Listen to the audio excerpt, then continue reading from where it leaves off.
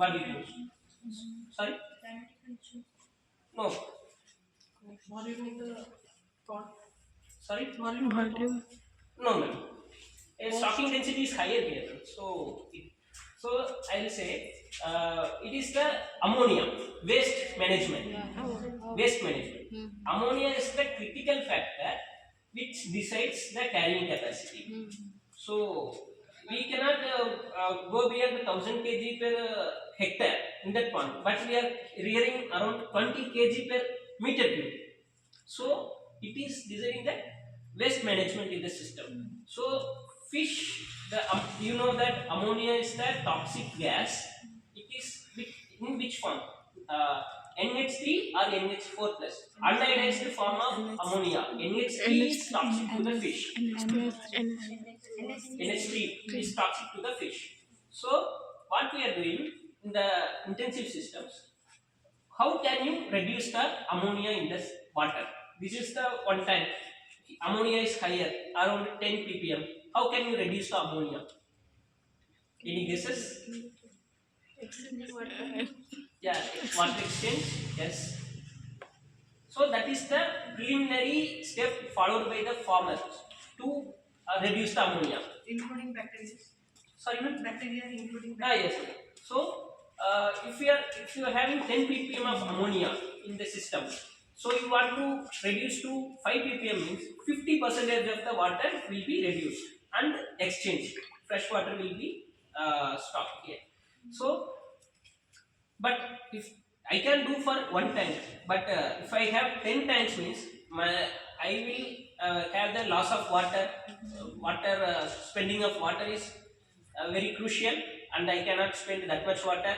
Electricity cost is high, and if you are in this system, my stocking density is very high, biomass is very high. Easily the ammonia will be accumulated in the system. So two types of remediation can be done: ex situ remediation and in situ remediation. In situ means, first I will say the ex situ. Ex situ means outside the system you will remediate the water, like RAS. So from the tanks you will collect the water through the pump, and you will go to biofilter, sediment filter, different kind of filter will be there, and you will treat the water, and again you will put the water into the system. That is ex situ remediation, recirculatory aquaculture system. And for the example of in situ, inside the system we are going to remediate the water without water exchange or without mobilizing the water. That is bioflux system. Inside the system we will treat the water, and the ammonia will be reduced. How? Because of the bioflux. Bioflux is made up of the beneficial bacteria and the fish waste and particulate matters, everything. So first in this system, what is happening? Fish will excrete the waste. Fish will eat the feed and excrete the waste that contains ammonia. And uneaten feed also contains the nitrogen in the form of ammonia. So that will be remediated by the bacteria. So the bacteria is Bacillus species. Many heterotrophic bacteria we are using. So those will convert the ammonia from this feed and excreta. That will be converted into nitrification process. Ammonia will be converted to nitrite and nitrate. Yes, ammonia, the nitrite is toxic to the fish. It should be nitrified to nitrate. Nitrate is less toxic form of the nitrogen. So we are putting the bacteria, heterotrophic bacteria, but for the survival and proliferation of bacteria, it needs one condition called CN ratio, carbon nitrogen ratio. So how do we maintain the carbon nitrogen ratio?